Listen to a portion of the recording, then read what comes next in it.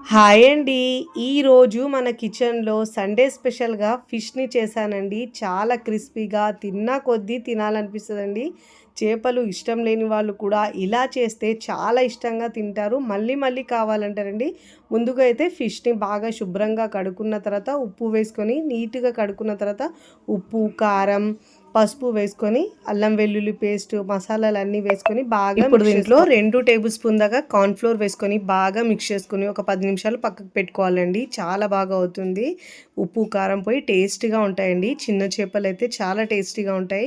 ఈరోజు నేను ఇప్పుడు వీడియోని అప్లోడ్ చేశానండి. గోధుమ పిండితో హెల్తీగా చేసుకునే బ్రేక్ఫాస్ట్ 2 రకాల రెసిపీస్ని చూపిస్తున్నాను. మీరు ఫుల్ వీడియో కావాలంటే పైన లింక్ ఇస్తానండి. క్లిక్ చేస్తే పూర్తి వీడియో వస్తుంది. ఆయిల్ బాగా వేడైన తర్వాత ఇలా క్రిస్పీగా ఫ్రై చేసుకొని సర్వింగ్ ప్లేట్లో సర్వ్ చేసుకోవాలండి. ఎంత క్రిస్పీగా వచ్చినాయి.